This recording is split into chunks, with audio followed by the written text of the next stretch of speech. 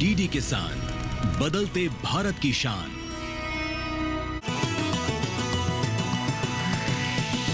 DD किसान, बदलते भारत की शान।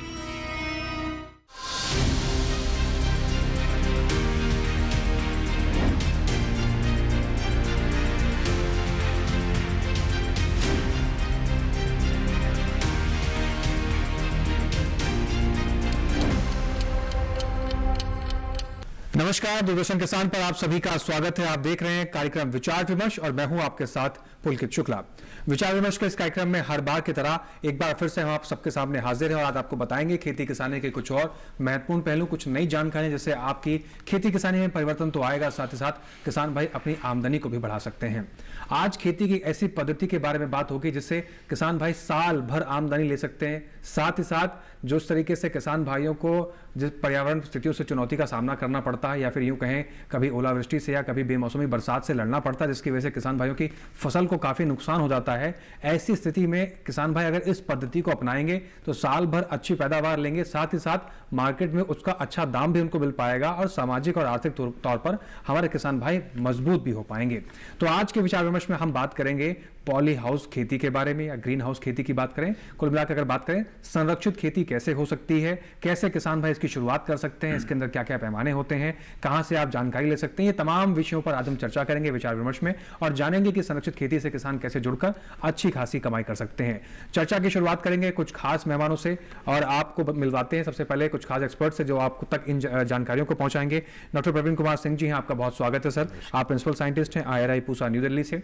इसके साथ ही हमारे साथ एक और खास मेहमान हैं डॉक्टर नवेद साबिर जी, आप प्रिंसिपल साइंटिस्ट हैं, आप भी IRI पूसा न्यू दिल्ली से हैं। साथ ही साथ हमारे साथ एक प्रगतिशील किसान है जिनका नाम है प्रमोद कुमार सिंह, आप फार्मर हैं बुलंदशहर से। आप तीनों मेहमानों का स्वागत करेंगे और जानेंगे आप लोगों से कुछ खास जानकारियां संरक्षित खेती से जुड़ी हुई। लेकिन उससे पहले इस विषय की शुरुआत, इस चर्चा की शुरुआत एक रिपोर्ट के जरिए करते हैं।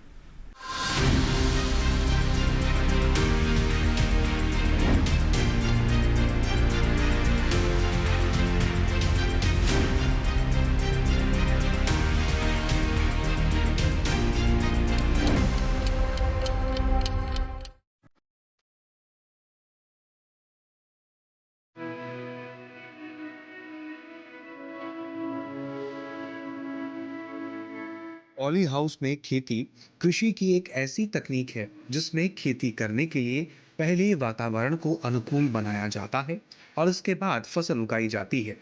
हमारे यहाँ किसान शुरुआत से ही खुले में खेती करते आ रहे हैं, लेकिन इसमें जलवायु परिवर्तन के कारण मौसम में हो रहे उतार चढ़ाव जैसे अत्यधिक या अपर्याप्त ठंड, गर्मी, बारिश, हवा और अपर्याप्त वाष्पोत्सर्जन से जुड़ी कई समस्याओं का सामना करना पड़ता है। साथ ही कीटों आदि से भी फसल के नुकसान की आशंका रहती है। इन कारणों के चलते फसल का नुकसान भी लगभग 15% तक रह सकता है और यह नुकसान बढ़ भी सकता है, क्योंकि जलवायु परिवर्तन कीटों और कीटों के खिलाफ पौधों की रक्षा प्रणाली को कमजोर करता है। कुछ हद तक इन समस्याओं को पारंपरिक पॉली हाउस से दूर किया जा सकता है। यानी पॉली हाउस में खेती करने से किसान खुले में खेती के दौरान सामने आने वाली चुनौतियों से छुटकारा पा सकते हैं। पॉली हाउस में खेती के कई सारे फायदे भी हैं। पॉली हाउस में खेती करने से फसलों की पैदावार बढ़ने के साथ साथ संसाधनों जैसी मिट्टी, पानी, पोषक तत्व, फसल उत्पाद और वातावरण की गुणवत्ता भी बढ़ती है, जो खेती के लिए काफी जरूरी है।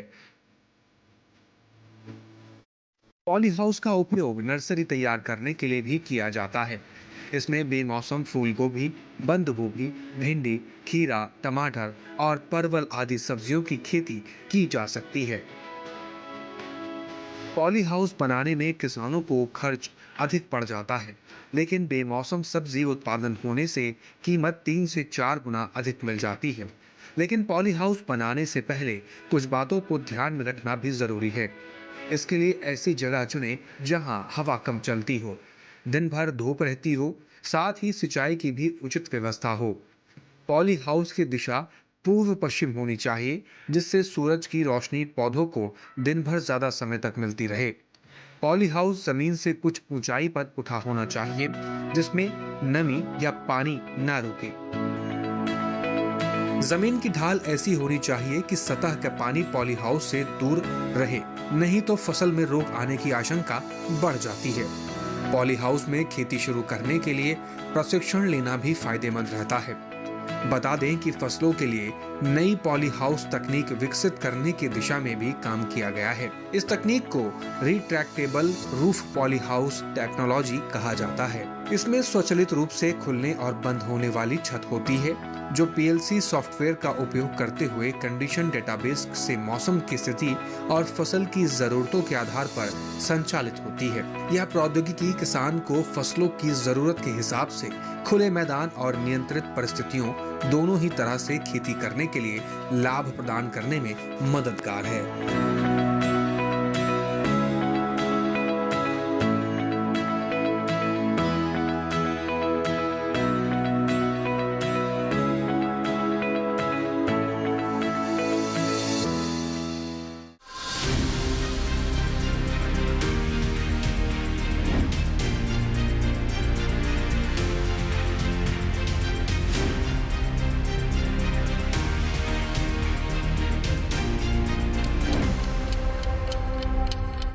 तो इस रिपोर्ट के जरिए आपने देखा किस प्रकार से संरक्षित खेती की जा सकती है और क्या क्या इसमें संभावनाएं, लेकिन जमीनी स्तर पर ये कैसे काम करता है, कैसे इसमें शुरुआत कर सकते हैं, इसको समझेंगे अपने एक्सपर्ट से। तो रुक करते हैं पहले डॉक्टर नावेद सबीर जी का। डॉक्टर नावेद जी, अगर आपसे समझने की कोशिश करें संरक्षित खेती, ये संरक्षित खेती क्या है, इसकी जरूरत क्यों है? अगर हमारे देश में उत्पादन क्षमता देखा जाए तो उत्पादन क्षमता अच्छी खासी है, खाद्यान्न की जो मांग है उसको भी हम पूर्ति भी कर पा रहे हैं, हम निर्यात भी कर रहे हैं, लेकिन संरक्षित खेती करने से हम खेती किसानी में और क्या परिवर्तन ला सकते हैं? देखिए, संरक्षित खेती जैसा कि नाम से विदित है, ये एक विशेष संरचनाओं के अंदर की जाने वाली खेती है, जिसमें कि मुख्यतः जैविक और अजैविक कारकों से बचाव के लिए इस खेती का चयन किया जाता है। तो हमारे देश में इसका चयन जो हुआ था वो पहले 90 के दशक के आसपास जो हमारे सैनिक लोग थे उनको ताज़ी सब्जियां नहीं मिल पाती थी, तो उसके लिए इसकी शुरुआत की गई थी। उसके बाद लगभग 96 के अंत में 31 दिसंबर को पूसा 31 दिसंबर 1996 को पूसा में एक इजरायली तकनीक के साथ, इजरायली सरकार के साथ हमारा सहयोग MOU जो है साइन हुआ था, और ये लगभग 98 के आसपास, 1998 के आसपास ये हमारा केंद्र शुरू हुआ था, जिसको इंडो इजरायली परियोजना के नाम से जाना जाता था। तो लगभग 5-6 वर्षों तक ये इजराइल के सहयोग से हमारे केंद्र पर IRI में इंडियन एग्रीकल्चर रिसर्च इंस्टीट्यूट, भारतीय कृषि अनुसंधान संस्थान में इसका शुरुआत हुई, और 5-6 साल तक लगभग इजराइल के सहयोग से ये खेती की तकनीकों को, उच्च तकनीकों को ज़मीन पर स्तर पर लाकर डिमॉन्स्ट्रेशन किसानों के लिए किए गए बड़े स्तर पर, और उसमें ट्रेनिंग भी की गई। तो इसका जो मुख्य उद्देश्य था वो ये था कि देखिए, ज़मीन की जोत हमारी कम हो रही है जी, वातावरण में बदलाव आ रहा है, बिल्कुल, छोटी ज़मीन से उत्पादन बढ़ाकर किस तरीके से किसान अधिक आय ले सकते हैं। दूसरे, इन चुनौतियों का सामना करते करते और भी इसके कुछ लाभ थे। तो एक तो जैव अजैविक कारकों से संरक्षण था, दूसरा कम जमीन से अधिक उत्पादन लेना, यानी कि प्रति वर्ग मीटर से अगर देखें तो अधिक उत्पादन लेना था जी। फिर बेमौसमी फसलों का उत्पादन था, फिर अधिक उत्पादन के साथ साथ उच्च गुणवत्ता युक्त उत्पादन था, फिर ये खेती का एक ऐसा आयाम था जो कि जो नवयुवाओं को अपनी ओर आकर्षित करता है, व्यावसायिक कृषि करने के इसमें अवसर थे। तो इस तरीके से इसके काफी सारे लाभ थे कुल मिला के, लेकिन चुनौतियां कुछ थीं इसके साथ साथ। एक तो तकनीकी जानकारी की चुनौती थी, संरचनाएं उस जमाने में हमारे देश में नहीं बनती थी। तो पहली बार जब ये ग्रीन हाउस की खेती शुरू हुई हमारे यहाँ पॉली हाउस की, तो सारी संरचनाओं का सामान भी इजराइल से ही आया था। लेकिन उसके बाद हमारी जो भारतीय सरकार है उसने इसमें सब्सिडी और अनुदान की जो परियोजनाएं चालू की, उसके बाद कुछ कंपनियां इसमें आईं, और कंपनियां आने के बाद उनका जब एम्पैनलमेंट हुआ और तकनीकों का सरलीकरण हुआ, देश के उपयुक्त बनाई गई तकनीकें, तो ये सब साथ के साथ चल रही थी। तो लगभग एक दशक उसके अंदर कई सारे इस तरीके के हमको छोटी छोटी संस्थाएं और छोटे छोटे किसानों के स्तर पर ये शुरुआत हुई इसकी, और अब तो काफी अच्छा आगे हम चर्चा करेंगे इसके बारे में। काफी क्षेत्र इसका बढ़ गया है। डॉक्टर प्रवीण जी का रुख कर लेते हैं। डॉक्टर प्रवीण जी, 96 से जो क्रांति शुरू हुई थी खेती किसानी के क्षेत्र की अगर बात करें, बेमौसमी सब्जियों की खेती कर सकते हैं, तो तमाम चुनौतियां थी पर्यावरण की स्थिति से देखा जाए, उनका समाधान पॉली हाउस की खेती से किया जा सकता था। तो जो वहां से सफर शुरुआत हुआ था, आज उस सफर को लेकर हम कहां तक पहुंचे हैं और आगे की इसमें क्या रास्ते हैं, और अभी इस पर कितना काम करना बाकी है? भारत के अंदर किसान कितना रुख इसकी तरफ करते हैं, कितने जागरूक इसके प्रति हैं, थोड़ा सा बताइए। देखिए, जहाँ तक संरक्षित खेती का सवाल है, जैसा डॉक्टर साहब ने बताया अभी, तो 96 में जब ये यहाँ इसका फाउंडेशन लेइंग हुई और उसके बाद जो कमीशनिंग हुई, तो 97 में कमीशन हो गया ये जो परियोजना थी, और उसके बाद 2004 तक ये चला, और 2004 में ये जो सेंटर था वो पूसा संस्थान को दे दिया गया। और उसके बाद जो पहले तो ये 2 स्टेट्स का मामला था, 2 देशों का मामला था कि भारत सरकार और इजराइल सरकार का 50% इक्विटी पे ये सेंटर इस्टेब्लिश हुआ था जी। उसके बाद विभिन्न राज्य सरकारों ने अपने स्तर पर इजराइल सरकार के साथ समझौते किए, और आज आप देखें तो देश में लगभग 28 सेंटर ऑफ एक्सीलेंस, जिनको विशिष्ट केंद्र कहा जाता है, चाहे वो सब्जियों पे हो, फूलों पे हो, आम पे हो, खजूर पे हो, अनार पे हो, ऐसे ही विभिन्न फसलों पे इस तरह के तमाम सेंटर वहाँ स्थापित किए गए। तो और इसके साथ साथ जो कैपेसिटी बिल्डिंग था, जो मानव संसाधन का विकास था, तो हमारे संस्थान में ही अगर आप देखें, जो पूसा संस्थान है उसमें लगभग 50,000 के आसपास प्रतिवर्ष लोग वहाँ पे आते हैं, उसको देखते हैं। विभिन्न तरह की जो ट्रेनिंग्स हैं वो आयोजित की जाती हैं, और उनसे जो मानव संसाधन है वो तैयार किया जाता है। तो आज आप देखें तो जो रकबा बढ़ा है पूरे देश में, मतलब गुजरात है, कर्नाटक है, आंध्र प्रदेश है, महाराष्ट्र है, जिनमें की अपेक्षाकृत बहुत ज्यादा है, लेकिन अगर दिल्ली के आसपास देखें तो हरियाणा, पंजाब, उत्तर प्रदेश, तो यहाँ हिमाचल, उत्तराखंड, इनमें भी काफी रकबा उस हिसाब से आगे बढ़ा है। लेकिन अभी भी कुछ चुनौतियां हैं, जैसे हम अधिकतर जब इनमें खेती करते हैं और सब्जी की बात करें तो अधिकतर जो प्रजातियां हैं उसके लिए हम निजी क्षेत्र की कंपनियों पे ही निर्भर थे। लेकिन पिछले कुछ सालों में भारतीय कृषि संस्थान में ऐसी परियोजनाएं चालू हुई, उनके से कई ऐसी प्रजातियों का विकास हुआ जिनको कि किसान भाई अपना सकते हैं। लेकिन अगर अंतर्राष्ट्रीय मापदंडों पे हम उनको देखें तो अभी भी वो हम उसके बराबर नहीं पहुंचे हैं, तो उसमें भी अभी बहुत सारा काम करने की जरूरत है। इसके अलावा तकनीक का है, जो तकनीक 97 में यहाँ कमीशन हुई थी उससे आज दुनिया बहुत आगे बढ़ गई, तो वो जो नई तकनीक है उसका समावेशीकरण किए जाने की आवश्यकता है। फिर संरक्षित खेती के दूसरे आयाम फैलते चले गए, चाहे वो बिना मृदा की खेती हो, या फिर एरोपोनिक्स की बात हो, हाइड्रोपोनिक्स की बात हो, या आपका एक्वाकल्चर की बात है, एक्वापोनिक्स की बात करते हैं। तो ये बहुत सारे आयाम जो नई उसमें से शाखाएं जो निकली संरक्षित खेती की, तो उन पे अभी बहुत सारा काम किया जाना बाकी है। जी, यानी सुधार की गुंजाइश अभी भी है, और लगातार हमारी जो संस्थाएं हैं कृषि क्षेत्र से जुड़ी हुई, जो आपके वैज्ञानिक हैं, वो इस क्षेत्र में लगातार काम भी कर रहे हैं। सरकार के प्रयास से इसको और बेहतर किया जा सकता है आने वाले समय में। रुक करते हैं प्रमोद जी का। प्रमोद जी प्रगतिशील किसान है और संरक्षित खेती करते हुए। प्रमोद जी, थोड़ा सा अपने बारे में बताइए, और आपको कैसे सूझा कि मैं संरक्षित खेती की शुरुआत करता हूं, कहां से आपको जानकारी मिली, और क्या शुरू से ही आप संरक्षित खेती करते थे या इससे पहले किसी और व्यवसाय जुड़े हुए थे, किसी जॉब से जुड़े हुए थे? कैसे आपका रुझान बना कि मैं संरक्षित खेती शुरू करता हूं? सर, मैं बैकग्राउंड से, एजुकेशन से इंजीनियरिंग बैकग्राउंड से हूं, तो मैंने ओपन में खेती किया, लगभग 1.5 से 2 साल किया। तो मैंने महसूस किया कि जो ओपन खेती में उसका इनपुट कॉस्ट ज़्यादा है और जो मार्केट में उसकी ज़्यादा वैल्यू नहीं मिल पाती। फिर कुछ किसानों से मैं मिला, किसी ने मुझे सजेस्ट किया, मैं केवी के गया, ICAR वहाँ भी सर्च किया, वहाँ भी डॉक्टर साहब से मिला, तो उन्होंने सजेस्ट किया प्रोटेक्टिव एग्रीकल्चर में ये बेनिफिट्स हैं। तो उसके बाद मैंने नेशनल हॉर्टिकल्चर बोर्ड में भी संपर्क किया, क्योंकि वहाँ से भी सब्सिडी गवर्नमेंट की, सेंट्रल गवर्नमेंट की भी और स्टेट गवर्नमेंट की भी है। फिर उसके बाद मैंने NHB से 3 एकड़ का नेट हाउस लगाया। तो उसके बाद ये महसूस किया कि उसमें प्रोडक्शन ज्यादा है और सबसे इम्पोर्टेंट चीज है कि ऑफ सीजन में होता है। ऑफ सीजन में कोई भी चीज प्रोडक्शन किया तो मार्केट वैल्यू 2 गुना, 3 गुना, 4 गुना, इवन इससे भी ज्यादा मिली। और उसके बाद फिर मैंने ये इस पर नेट हाउस में कुकुम्बर, इंग्लिश कुकुम्बर का प्रोडक्शन करना शुरू किया।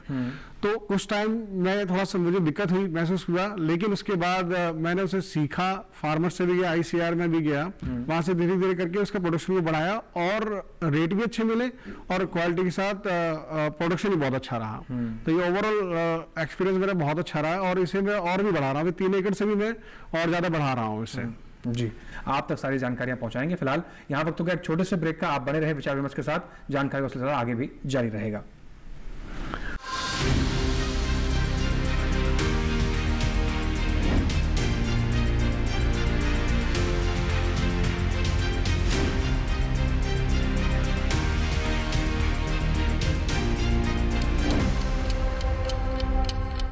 आज देश का किसान बढ़ा रहा है कृषि आधारित उद्योग की ओर कदम।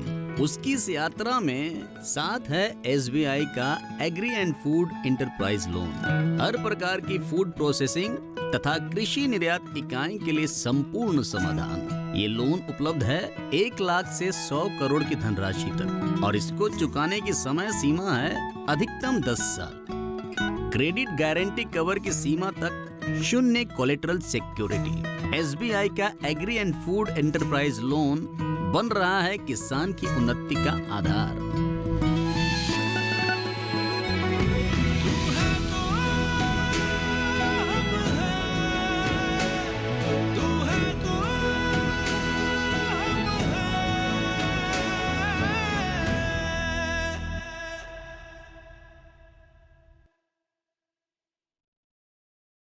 बेमौसम बारिश, आंधी और तूफान की चिंता भूल जाओ, फसल बीमा कराओ, सुरक्षा कवच पाओ। प्राकृतिक आपदा हो या कोई दुर्घटना, उसकी चिंता से भी मुक्ति पाओ। फसल बीमा कराओ। हमने फसल बीमा योजना को अधिक प्रभावी बनाया, उसके दायरे में ज्यादा किसानों को लाए।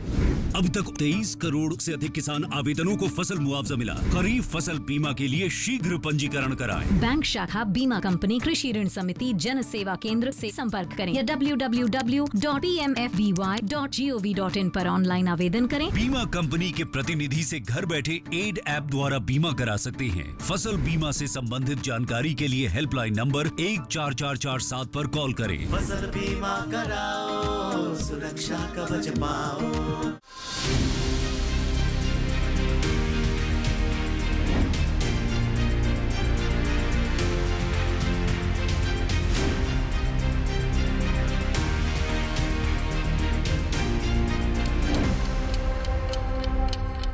ब्रेक के बाद एक बार फिर से आप सभी का स्वागत है। आप देख रहे हैं विचार विमर्श और आज हम बात कर रहे हैं एक ऐसी पद्धति की जिसके जरिए किसान भाई साल भर आमदनी ले सकते हैं, साल भर उपज ले सकते हैं और अच्छी खासी कमाई कर सकते हैं। बात कर रहे हैं हम संरक्षित खेती की।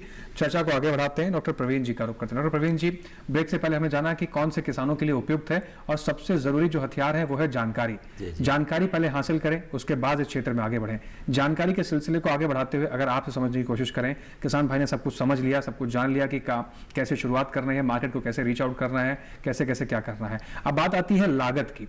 सबसे बड़ी जो उसमें दिक्कत आती है वो है पूंजी निवेश की। कितना किसान भाई अपने पास से निवेश कर सकते हैं, सरकार इसमें क्या मदद करती है किसानों को, लगभग कितना लागत आता है, और अगर बड़े पॉली हाउसेस की बात करें तो उसमें कितनी लागत आती है, छोटे जो पॉली हाउस होते हैं उसमें कितनी लागत आती है? देखिए, जहाँ तक लागत का सवाल है, इसमें विभिन्न किस्म के पॉली हाउस होते हैं। तो उन किस्मों के जिस तरह का पॉली हाउस लगाना चाहते हैं उस हिसाब से उसकी लागत का निर्धारण होता है। लेकिन अगर आप 1000 स्क्वायर मीटर से कम का पॉली हाउस लगाते हैं तो ऐसा माना जाता है कि वो व्यावसायिक रूप से फायदेमंद नहीं होता है। तो जब 1000 स्क्वायर मीटर का अगर आप जो प्राकृतिक तरह से संवाहित है, जिसको नेचुरली वेंटिलेटेड कहते हैं, अगर आप वो लगाते हैं तो लगभग आपका 15-16 लाख रुपए उस पर खर्चा आ जाता है। इसमें से जो केंद्र सरकार है वो 50% अनुदान देती है, लेकिन इसके अलावा विभिन्न राज्य सरकारें अपने अपने स्तर पे कहीं 10% से लेके 30% तक विभिन्न सरकारें वो अपने अपने स्तर पे उसका अनुदान देती हैं। तो ये जो और ये जो प्राकृतिक रूप से संवाहित पॉली हाउस है अधिकतर जगहों पे यही लगाए जा रहे हैं। लेकिन जो नए किसान हैं जो अभी शुरुआत करना चाहते हैं, मैं तो उनको कहूँगा कि वो जो लो टनल्स होती हैं सबसे सस्ती वही पड़ती हैं, तो जिनसे कि आप बेमौसमी सब्जी पैदा कर सकते हैं। और उसके बाद फिर आप जो वॉक इन टनल्स हैं उनमें जाएं और वॉक इन टनल्स के बाद नेट हाउस लगाएं, नेट हाउस के बाद फिर आप संरक्षित जो पॉली हाउस है प्रॉपर पॉली हाउस तब उसमें लगाएं। तो एक तरह से आपका खर्चा जो है धीरे धीरे आपको समझ में आता जाएगा कि कितना खर्चा लगाने के बाद आपको कितना उससे इनकम प्राप्त हो रही है और उससे आपकी बेहतर समझ भी होती जाएगी। तो इस तरह धीरे धीरे करके ही पॉली हाउस के क्षेत्र में उसमें आगे बढ़ें। यहाँ पे जैसे डॉक्टर साहब बता रहे थे कि जो नर्सरी की बात है, तो जो नर्सरी उगाएं वो बहुत महत्वपूर्ण है कि नर्सरी जो बने वो संरक्षित क्षेत्र में ही बने, संरक्षित संरचना के अंदर एक जो नेट हाउस है जो कीट प्रतिरोधी नेट हाउस है उसके अंदर बनाएं।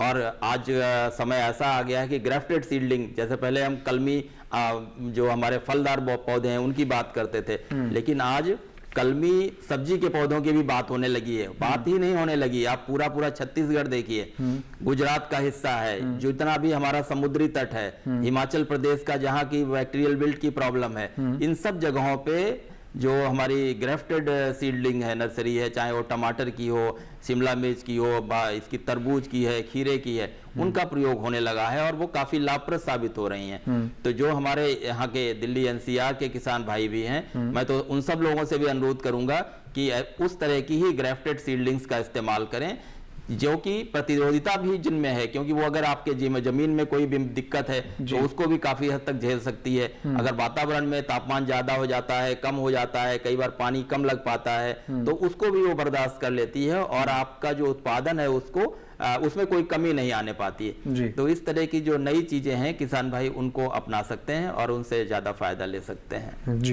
प्रमोद कुमार जी का रुख कर लेते हैं। प्रमोद जी, अगर हम आपके पूंजी की अगर बात करते हैं, जब आपने शुरुआत की थी तो कितनी पूंजी आपके पास थी, और अगर बात करें सरकारी सहायता को लेकर आपको सरकार ने कितना सहायता प्रदान किया, और अगर बात करें आम किसानों की, वो भी अगर इस चीज में अगर आगे बढ़ना चाहते हैं, कहीं जाके संपर्क करें तो कितना लोन को मिल सकता है, लोन लेने की प्रक्रिया क्या होती है, क्या ज्यादा कागजों का हेरफेर होता है, क्योंकि किसान भाई इससे भी बचते हैं कि बैंकों के चक्कर काटने पड़ेंगे, लोन के लिए इंतजार करना पड़ता है, कई बार फोन करना पड़ता है, लाइनों लगना पड़ता है, तो इस चीज से भी जितनी देर वो बैंकों में अपना समय व्यर्थ करेंगे उतनी देर में अपनी वो फसल वैसे ही उगा लेंगे। तो ये भी एक मान्यता रहती है, इससे कैसे निपटे आप, और क्या आपको भी इन समस्याओं का सामना करना पड़ा, और कोई किसान भाई अगर जाता है तो उसके लिए क्या उचित रास्ता होना चाहिए? लगभग 3 साल पहले मैंने नेशनल हॉर्टिकल्चर बोर्ड से ही अप्लाई किया था। उस समय 3 एकड़ की प्रोजेक्ट की कॉस्ट थी 1 करोड़ 12 लाख रुपए, जो अपने आप में काफी बड़ी अमाउंट है, लेकिन इसमें 75% तक बैंक ने लोन करते हैं और केवल वो जिनकी अपनी जमीन है वो भी कर सकते हैं और जो लीज पर 10 साल के लिए लेते हैं वो भी कर सकते हैं। सामान्य प्रोसीजर है, कुछ डॉक्यूमेंटेशन रहती है, उसमें 50% का आपका अनुदान मिल जाता है। लेकिन यदि कोई किसान चाहे, क्योंकि मिनिमम से मिनिमम 2000 स्क्वायर मीटर से भी गवर्नमेंट सब्सिडी देती है, यदि बड़ा प्रोजेक्ट नहीं करना चाहते तो छोटा प्रोजेक्ट भी कर सकते हैं, गवर्नमेंट के थ्रू जा सकते हैं, नेशनल हॉर्टिकल्चर बोर्ड के थ्रू जा सकते हैं, या स्टेट जो बोर्ड है हॉर्टिकल्चर बोर्ड उसके थ्रू भी जा सकते हैं। यदि और भी कम अमाउंट करना चाहते हैं तो एक स्ट्रक्चर जो वायर पे स्ट्रक्चर आता है जिसमें जीआई पाइप भी कम लगती है, उसकी ओवरऑल कॉस्ट भी कम लगती है, तो फार्मर वहां से शुरुआत कर सकते हैं, अपना एक्सपीरियंस ले सकते हैं और उसके बाद अपना काम को बढ़ा सकते हैं। ये शुरू में जो मैंने ही महसूस करी, क्योंकि इसमें कुछ कंपनियां ऐसी भी हैं जो ज्यादा अनुभव नहीं रखती। इवन जो मेरा स्ट्रक्चर बना उसकी डायरेक्शन गलत हो गई थी। एक क्रॉप के बाद मुझे समझ में आने लगा कि ये डायरेक्शन इसकी सही नहीं है। उसके बाद जो भी मेरी अंडरस्टैंडिंग थी उसके बाद मैंने उसे चेंज किया और उसके बाद प्रोडक्शन को प्रॉपरली लिया। तो ऐसा नहीं है कि किसान जिनके पास ज्यादा अमाउंट नहीं है तो छोटे स्तर से भी शुरुआत कर सकते हैं, लेकिन करें, क्योंकि करना इसलिए भी जरूरी मैं मानता हूँ क्योंकि कोई भी चीज है ऑफ सीजन में प्रोडक्शन होगा तो उसकी आपकी मार्केट वैल्यू भी अच्छी मिलेगी और कॉस्ट भी मिलेगी। और स्पेशली एक चीज मैं कहना चाहता हूँ, जो इनपुट कॉस्ट बढ़ रही है उसमें पहले कोशिश ये किसान ये करें कि जैसे करंज ऑयल आता है या नीम ऑयल आता है या देसी चीजें हैं, पहले आप उसी को कार्बन कंटेंट को बढ़ाएं। और क्योंकि सॉइल टेस्टिंग की भी सुविधा है गवर्नमेंट की तरफ से भी, प्राइवेट इंस्टीट्यूशंस भी है, सॉइल की टेस्टिंग करें और ड्रिप इरिगेशन का स्पेशली इस्तेमाल करें। और नेट हाउस में या पॉली हाउस में ड्रिप इरिगेशन का बहुत बड़ा रोल है। कम से कम मेरा अंदाज 90% पानी की बचत होती है, क्योंकि किसी भी क्रॉप को बहुत ज्यादा पानी की जरूरत नहीं होती है, केवल मॉइस्चर की जरूरत होती है। तो वेस्ट होता है, उससे पानी वेस्ट होता है, एनवायरमेंट खराब होता है। तो उस चीज को टेक्निकल रूप से लोगों को यूज करना चाहिए। इवन ओपन फार्मिंग में भी ड्रिप इरिगेशन का इस्तेमाल करना चाहिए। जी, तो जल प्रबंधन की बात आप बता रहे हैं। डॉक्टर नवेद जी का रुख करते हैं। डॉक्टर नवेद जी, अगर हम बात करें प्रति हेक्टेयर उत्पादन की लेकर, खुले में जो खेती कर रहे हैं, क्या प्रति हेक्टेयर उत्पादन उनका ज़्यादा बेहतर रहता है, या ग्रीन हाउस या पॉली हाउस या नेट हाउस में संरक्षित खेती की बात करें, इसमें जो प्रति हेक्टेयर उत्पादन है इसमें ज़्यादा रहता है?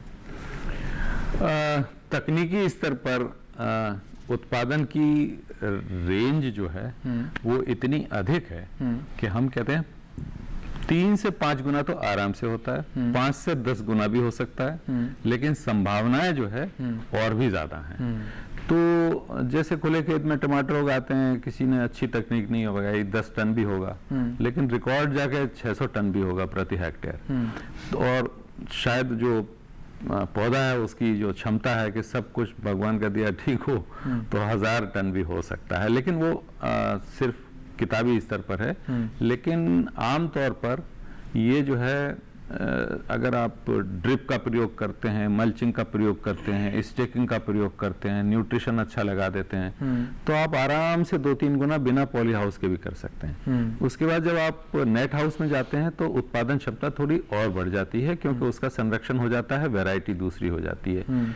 तीसरी चीज जो है, पॉली हाउस में जाते हैं तो और अधिक उत्पादन होता है। तीसरा जो उत्पादन की संभावनाएं होती हैं कि जो हम खुले खेत में टमाटर करते हैं जैसे, तो वो 4-4.5 महीने की फसल होती है। ग्रीन हाउस में उगाते हैं तो वो 9 से 10 महीने की फसल होती है। खुले खेत का टमाटर 4 से 5 फुट का होता है, वो भी अगर स्टेकिंग लगाएं तो।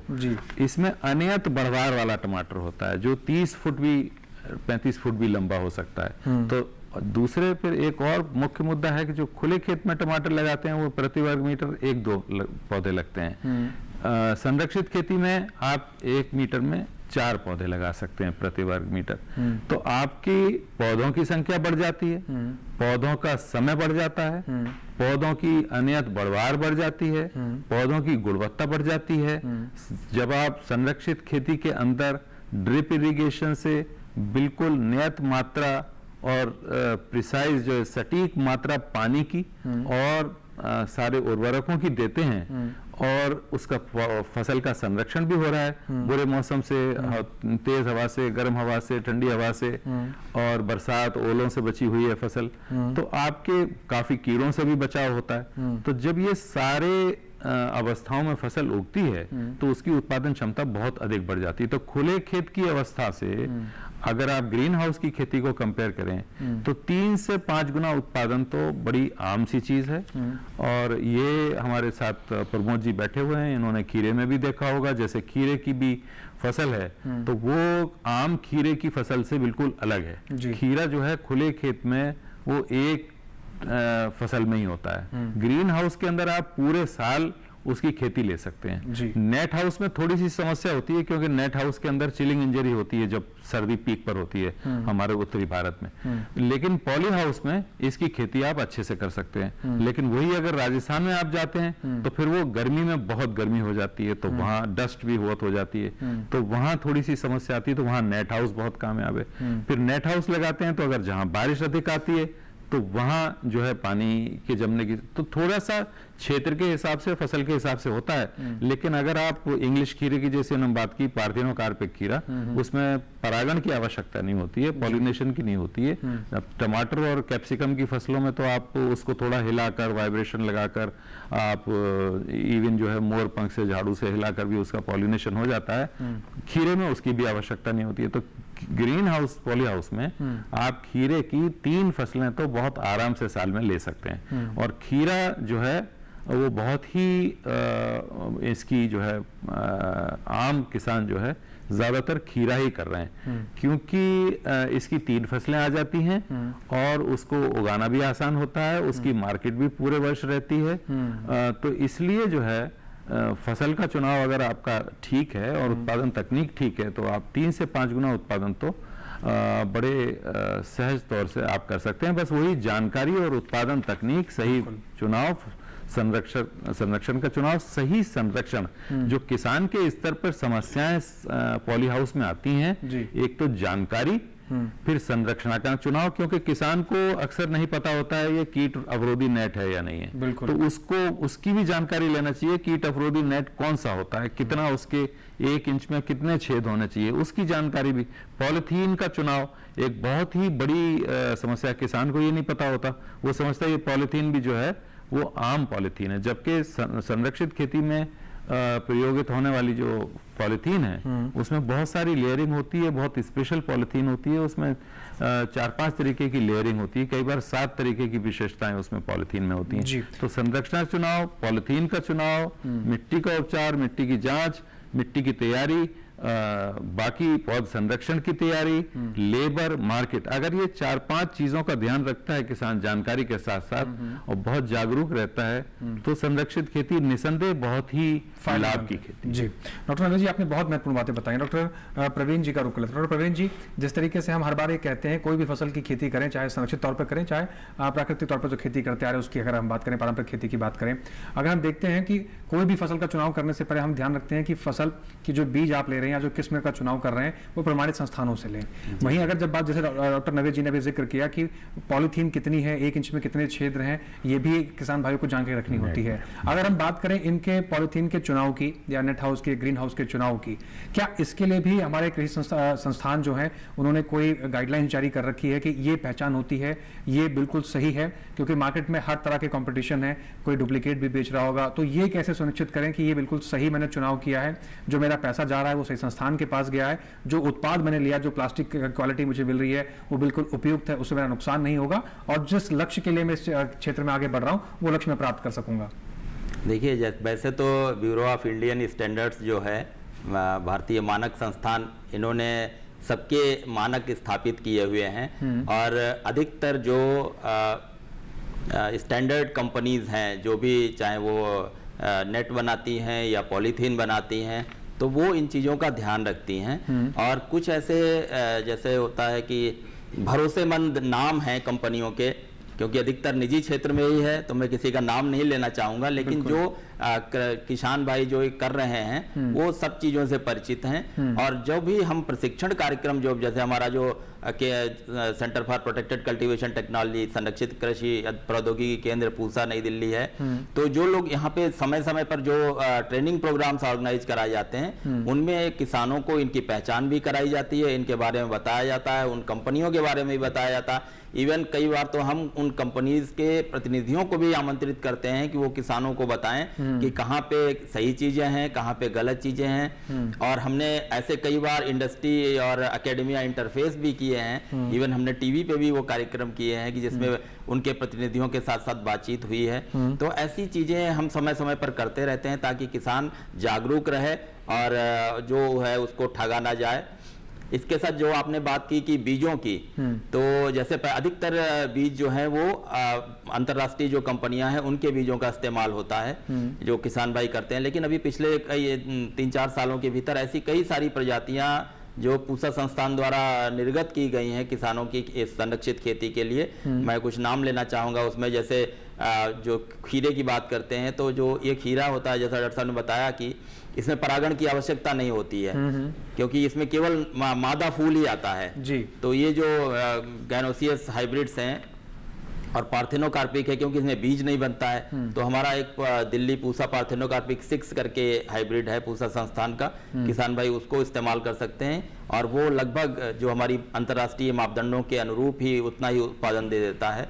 ऐसे ही पंजाब कृषि विश्वविद्यालय का पंजाब खीरा 1 है, वो भी अच्छी वैरायटी प्रजाति है, उसका इस्तेमाल कर सकते हैं। टमाटर में हमारी एक पूसा प्रोटेक्टेड 1 करके ओपी वैरायटी है, उसको किसान भाई इस्तेमाल कर सकते हैं। चेरी टमाटर के अंदर पूसा चेरी 1 लाल रंग की होती है, गुच्छे में फलत आती है, काफ़ी अच्छी प्रजाति है। उसके अलावा एक पीले रंग की जिसको कि कहते हैं जिसमें विटामिन सी काफ़ी अच्छी मात्रा में है, तो कोरोना के टाइम में जैसे ये बात हुई कि उनकी प्रतिरोधक क्षमता बढ़ाने में कारगर है, तो उसकी एक प्रजाति है पूसा गोल्डन चेरी नंबर 2, उसके अलावा पूसा चेरी हाइब्रिड 1 है, पूसा हाइब्रिड 6 है। ये टमाटर की कुछ बहुत अच्छी प्रजातियां हैं जिनका भी किसान भाई इस्तेमाल कर सकते हैं।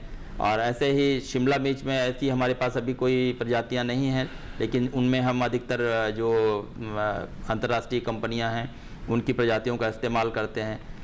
तो जैसे डॉक्टर साहब ने बताया कि ये जो प्रजातियां हैं अनलिमिटेड इनकी बढ़वार होती है, अनियमित बढ़वार वाली होती हैं, और इनका हम सिंगल स्टेम रखते हैं। कई बार आप 2 स्टेम भी रख सकते हैं, लेकिन सिंगल स्टेम रख के भी उतनी ही उपज आती है जी। तो जो ड्रिप और पॉली हाउस है तो ये एक दूसरा का कंपेनियन है, क्योंकि बिना एक के दूसरा चलेगा नहीं। जब आप ड्रिप पॉली हाउस लगा रहे हैं तो एक तरह से ड्रिप मैंडेटरी है आपको, क्योंकि अगर आप पानी खुला लगा देंगे तो वो पानी इतना ज्यादा हो जाएगा उसके अंदर, और वो कब तक सूखेगा, इससे पूरी तरह आपकी फसल प्रभावित होगी। तो ड्रिप तो उसके लिए मैंडेटरी है। तो जब आप ड्रिप का इस्तेमाल करते हैं तो कब लगभग आपकी 60% तक पानी की बचत होती है। बिल्कुल। और जो बाकी दूसरे, क्योंकि जो पानी की अधिकता से जनित बीमारियां हो जाती हैं जो जड़ से संबंधित हैं, वो नहीं होती हैं। और क्योंकि जो पानी का प्लेसमेंट है जो वो जड़ के साथ एक तो टपक टपक धीरे धीरे होता है, और जितना उसको जड़ को चाहिए उतना ही पानी उसमें दिया जाता है जी। तो ये बहुत सारी जो फायदे हैं जो इसके टपक सिंचाई के। और जब आप खाद देते हैं जिसको हम फर्टिगेशन कहते हैं, तो चूंकि इसमें जो हमारे जल में घुलनशील खादें हैं उन्हीं का हम इस्तेमाल करते हैं। वो खादें तो हमारी जो इफ्को कंपनी है, क्रिप्को है, तो ये दोनों कंपनियां बनाती हैं। इनमें 16-16 का जो हमारा स्टैंडर्ड होता है वो नर्सरी के लिए होता है, NPK 16-16-16 का। उसके बाद हम इसमें 18-18 का या 20-20 का ग्रेड है वो इस्तेमाल करते हैं। तो उनका हम समय समय पर इवन जब पौधा उगता है नर्सरी में तो उसके तीसरे दिन से ही हम खाद देना स्टार्ट कर देते हैं। तो इस तरह से इसकी विभिन्न पद्धतियां हैं जिनका कि हम इस्तेमाल करते हैं संरक्षित खेती में, और उनका किसान भाई बड़े पैमाने पर इस्तेमाल कर रहे हैं और बड़ा अच्छा उनसे उत्पादन ले रहे हैं और अच्छी अपनी आय बढ़ा रहे हैं वो। और जी इन तमाम बातों को साक्षर करते हैं बाबा साहब जो प्रगतिशील किसान जुड़े हुए हैं प्रमोद कुमार जी, उन्होंने भी कई उदाहरण देकर बताया कि उत्पादन क्षमता में कितना बढ़ोतरी उन्हें देखने को मिली है अगर वो संरक्षित खेती से आगे बढ़ते हैं। कुछ और महत्वपूर्ण बातें जानेंगे। फिलहाल यहाँ वक्त हो गया, छोटे से ब्रेक का आप बने रहें, देखते रहें विचार विमर्श।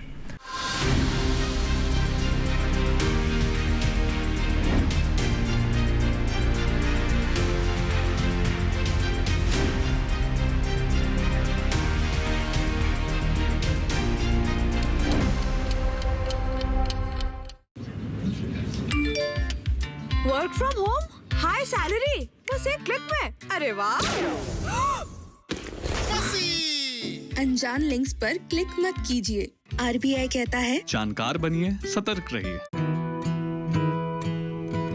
किसान सिर्फ अन्न नहीं उगाते, सपने भी उगाना जानते हैं। इन्हीं सपनों के लिए फसल उगाने का खर्च कवर करता है SBI का किसान समृद्धि ऋण, जो पूरी करे प्रगतिशील किसान की हर आवश्यकता।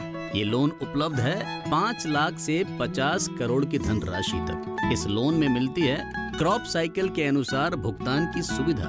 सिक्योरिटी के रूप में मान्य है एग्रीकल्चरल लैंड या कोई अन्य मान्य संपत्ति। इस तरह SBI का किसान समृद्धि ऋण बन रहा है किसान की उन्नति का आधार।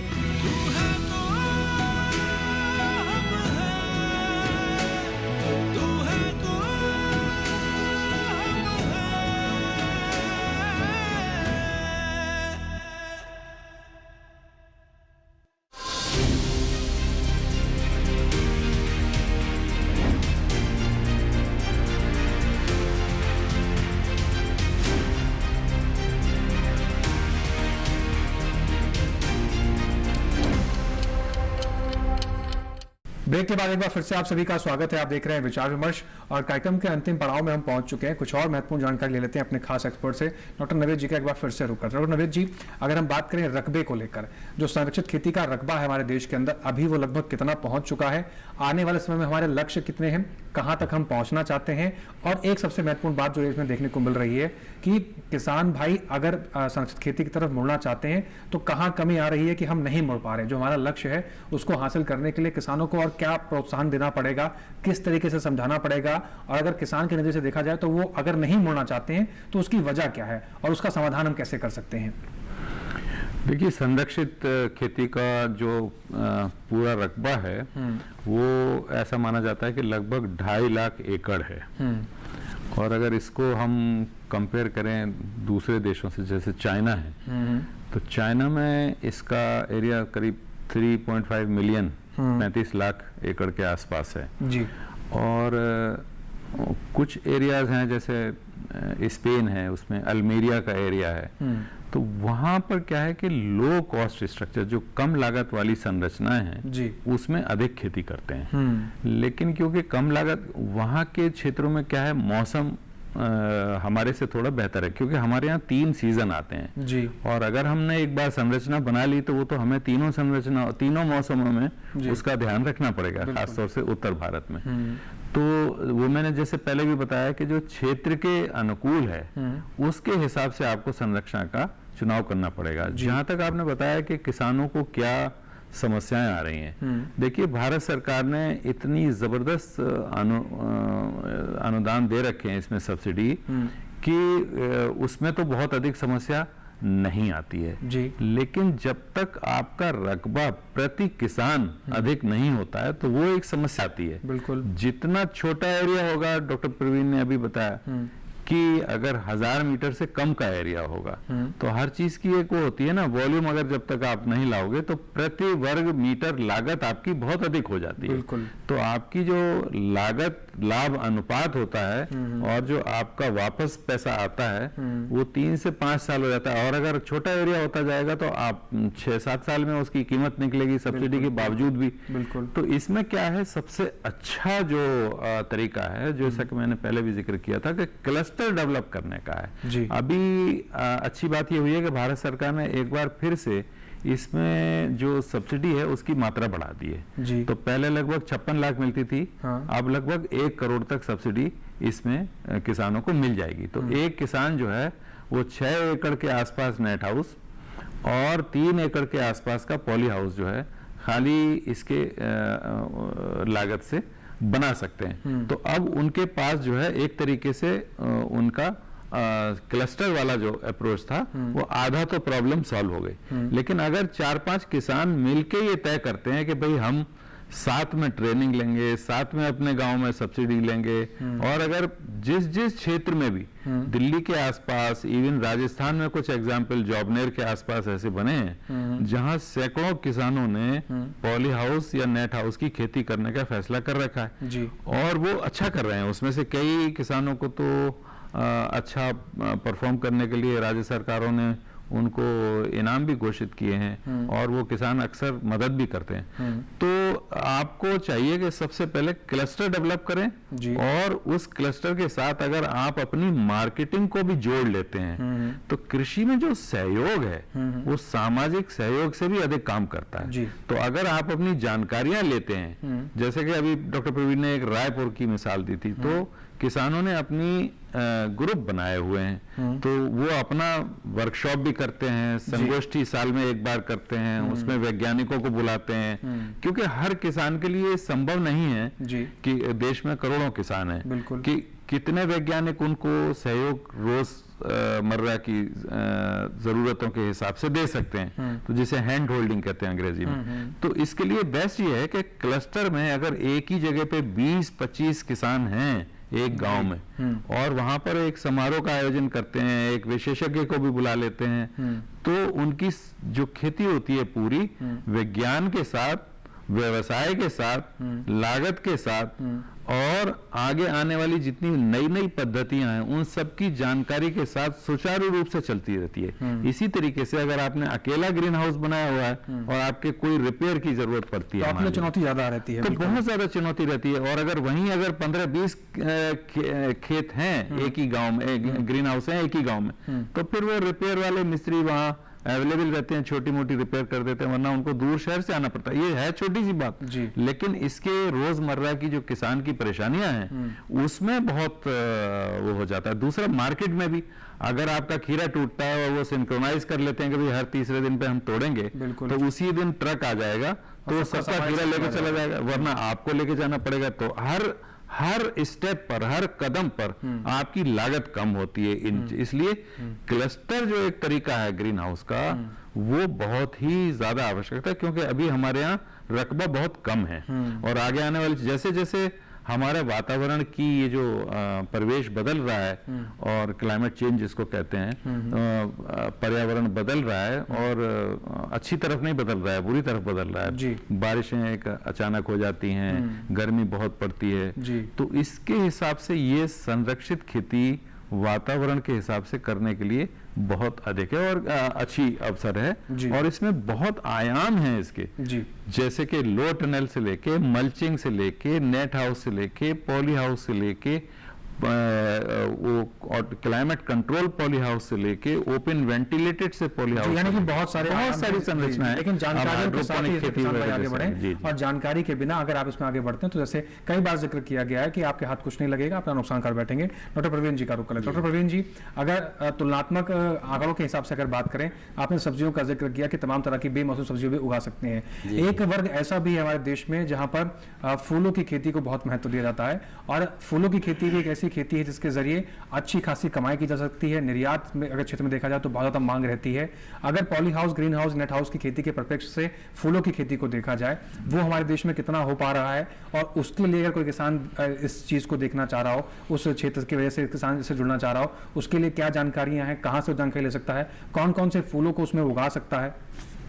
देखिए, सब्जियों के साथ फूलों का भी एक बहुत महत्वपूर्ण योगदान है संरक्षित खेती में। और अभी का जो सिनेरियो है उसको देखें तो हमारा कंजम्पशन ही इतना है कि हम जितना पैदा कर रहे हैं हम उतना कंज्यूम करने वाले भी खुद लोग हैं। तो अगर पैदावार बढ़ती है तो इसके तो हमारे लिए कंजम्पशन कोई बहुत बड़ा इशू नहीं है, क्योंकि हम खुद ही इतने बड़े लोग हैं और इतना उसका कंजम्पशन हो रहा है। लेकिन बहुत सारे ऐसे किसान हैं जो पूना है, महाराष्ट्र के कुछ और हिस्से हैं और इसमें गुजरात के पास में है, तो वो लोग एक्सपोर्ट भी कर रहे हैं। और जैसे इसमें एक तो जो ग्लैडियोलस को भी कर रहे हैं, क्राइजेंथेमम है, जरवेरा है, कार्नेशन है, ये मुख्य, और गुलाब, तो ये मुख्य फसलें हैं कि जिनको लोग पॉली हाउस में ग्रो करते हैं और उनसे अच्छा उत्पादन लेते हैं। और जैसे कि आपने कहा, इसका जो प्रशिक्षण है, तो हमारा जो केंद्र है संरक्षित कृषि प्रौद्योगिकी केंद्र, भारतीय कृषि अनुसंधान संस्थान पूसा नई दिल्ली, समय समय पर फ्लोरिकल्चर से संबंधित जो प्रशिक्षण कार्यक्रम है वो भी आयोजित करता रहता है। इसके अलावा जो भी किसान इच्छुक है वो अपना जो उनका राज्य कृषि विश्वविद्यालय है या उनके आसपास में कोई कृषि विज्ञान केंद्र है, तो वो वहाँ पर भी प्रशिक्षण के लिए संपर्क कर सकते हैं और उनसे जो है वो जानकारी प्राप्त कर सकते हैं। जी, डॉक्टर प्रमोद कुमार सिंह जी का रुख करते हैं, प्रगतिशील किसान हमारे साथ जुड़े हुए हैं। प्रमोद जी, अगर आपसे समझने की कोशिश करें, आपने सब कुछ बहुत बेहतर कर लिया या और कोई किसान है जिसने सारी जानकारी समझकर अपना पॉली हाउस स्थापित कर लिया, अच्छा खासा उत्पादन ले रहा है, अब बात आती है मार्केट को रीच आउट करने की। हालांकि बेमौसमी सब्जियों की मांग साल भर रहती है, लेकिन क्या उस उत्पाद को आप मार्केट लेके जा रहे हैं तो क्या जितना आपकी लागत है उसके अनुसार आपको प्रोडक्ट की वैल्यू लग रही है, क्या आप उसका मूल्य ले पा रहे हैं, ये निर्धारित कैसे करना होता है? और जिस प्रकार से हम जैसे खुले में खेती करते हैं, जिसकी तुड़ाई कैसे करनी होती है, इन बातों का ध्यान रखना पड़ता है। क्या पॉली हाउस में भी तुड़ाई की विधि महत्वपूर्ण होती है कि किस प्रकार से तुड़ाई करनी है, डंठल से करनी है, पत्ते समेत करनी है, और उसके बाद मार्केट को रीच आउट करने का जो प्रोसेस है वो कैसा होता है? प्रोटेक्टिव एग्रीकल्चर में सबसे बड़ा एडवांटेज ये है कि जैसे कि आपने भी कहा कि ये ऑफ सीजन में जनरली होता है, तो इसकी वजह से होता क्या है कि हमें कभी मार्केट जाने की जरूरत नहीं पड़ती। जो आड़ती होते हैं वो फार्मर्स के पास, हमारे पास खुद ही आते हैं और वहीं से ही वो अपना सामान ले जाते हैं और अगले दिन वो अकाउंट्स में या कैश जैसे भी वो पैसे दे देते हैं। उसमें तुड़ाई में दिक्कत नहीं है, क्योंकि जो उसमें छोटा सा फूल होता है साथ में, कोशिश ये रहती है कि जो फूल भी है वो साथ में खीरे के साथ रहे ताकि वो फ्रेशनेस एक दिखती है क्रॉप में। तो मार्केट के हिसाब से बहुत बड़ा एडवांटेज यही है कि आप आराम से बेच पा रहे हैं और मार्केट से और ओवरऑल ज्यादा कॉस्ट आप ले पा रहे हैं और मतलब ओवरऑल अच्छा एक्सपीरियंस है। और सबसे बड़ी इंपॉर्टेंट बात मैं कहना चाहूंगा, इससे थोड़ा सा हमें किसानों को अपना माइंडसेट को थोड़ा चेंज करना होगा। इसे केवल ये खेती नहीं है, इसे आप बिजनेस के रूप में देखें और बिजनेस जैसे प्रॉपर सिस्टम से चलता है उसी तरीके से आप इनपुट कॉस्ट को भी ध्यान दें, आउटपुट को, प्रोडक्शन को भी ध्यान दें और थोड़ा सा ध्यान देने वाली खेती है। और ओवरऑल प्रोडक्शन 5 से 7 गुना कम से कम ओपन खेती से ज्यादा आता है और मार्केट रेट भी ज्यादा मिलता है। जैसे सर ने, डॉक्टर साहब ने कहा कि एक उदाहरण के रूप में जैसे टमाटर है, तो टमाटर नॉर्मल सीजन में जो सर्दियों में आता है नॉर्मली 5 रुपए 7 रुपए किसानों से जाता है, लेकिन यही टमाटर आप बरसात में उगाते हैं तो नॉर्मली ये 30 रुपए 40 रुपए इवन मोर इससे भी आता है। तो दोनों एंड में हमें बेनिफिट मिलता है, मार्केट के हिसाब से हमें बेनिफिट मिलता है और प्रोडक्शन भी ओपन से 5 से 7 गुना होता है जी। तो ये तमाम ऐसे कारक हैं जो संरक्षित खेती में किसान भाइयों को ध्यान में रखने चाहिए, और आपने देखा इस पूरे कार्यक्रम के माध्यम से, इन जानकारियों के माध्यम से कैसे किसान भाई अपने खेत से जो पारंपरिक तौर पर खेती करते आ रहे थे उन खेतियों में ज़रा सी पद्धतियों में बदलाव करके आप कितना अच्छा खासा उत्पादन ले सकते हैं, बेमौसम सब्जियों की खेती कर सकते हैं। और सबसे बड़ी बात है कि आप साल भर उन सब्जियों का, उन फूलों का, उन फलों का उत्पादन लेकर अच्छा खासा मूल्य प्राप्त कर सकते हैं, जो कि हमारे किसान भाई को समृद्धवान बनाता है सामाजिक तौर पर, आर्थिक तौर पर। अगर हम बात करें इस खेती को लेकर, इस खेती से जुड़ी हुई तमाम महत्वपूर्ण जानकारी इस कार्यक्रम के माध्यम से आप तक पहुंचाई गई है। इस खेती के पद्धति के बारे में और जानकारी आप लेना चाहते हैं तो हमारे संस्थान कृषि क्षेत्र में जो काम कर रहे हैं, लगातार आपको आगे बढ़ाने के लिए काम कर रहे हैं, उनसे भी आप संपर्क कर सकते हैं। फिलहाल डॉक्टर प्रवीण कुमार सिंह जी, डॉक्टर नवेद साबिर जी और प्रमोद कुमार सिंह जी, आप तीनों मेहमानों का सबका बहुत शुक्रिया। आप विचार विमर्श में जुड़े, आप तीनों मेहमानों ने बहुत महत्वपूर्ण जानकारी संरक्षित खेती से जुड़ी हुई हमारे दर्शकों तक पहुंचाई है। उम्मीद करते हैं हमारे दर्शक इन जानकारियों का लाभ लेकर इस क्षेत्र में आगे बढ़ेंगे, अच्छा खासा मुनाफा और किसानों की तरह ले पाएंगे। इसके साथ ही आज के विचार विमर्श कार्यक्रम में बस इतना ही। उम्मीद करते हैं दिखाई गई हर एक जानकारी से हमारे किसान भाइयों को लाभ हो रहा होगा। हमारे इस कार्यक्रम से आपको कोई भी जानकारी हम तक पहुंचानी है या कोई सुझाव आप हम तक पहुंचाना चाहते हैं तो आप हमारी ईमेल आईडी का इस्तेमाल कर सकते हैं। आप हमारी ईमेल आईडी नोट कर सकते हैं। हमारी ईमेल आईडी है vicharvimarsh08@gmail.com। इसके अलावा इस कार्यक्रम को आप दोबारा देखना चाहते हैं या आप चाहते हैं कि ये विषय और किसानों तक पहुंचे और किसान भी इस जानकारियों को देख पाएं तो आप डीडी किसान के यूट्यूब चैनल का इस्तेमाल कर सकते हैं। हमेशा की तरह आपकी टेलीविजन स्क्रीन पर अब हम आपको एक QR कोड दिखा रहे हैं। इस QR कोड को स्कैन करके आप सीधा डीडी किसान के यूट्यूब चैनल पर भी विचार विमर्श के इस कार्यक्रम को दोबारा कहीं पर भी बैठकर कितने किसानों के साथ दोबारा से भी देख सकते हैं और अन्य किसानों तक इन जानकारियों को पहुंचा भी सकते हैं। इसके साथ ही आज के विचार विमर्श कार्यक्रम में बस इतना ही। फिर से हाजिर होंगे नए विषय, नए मेहमान, नई जानकारियों के साथ। आप बने रहें डीडी किसान के साथ। हमें और हमारी टीम को दीजिए इजाजत। नमस्कार।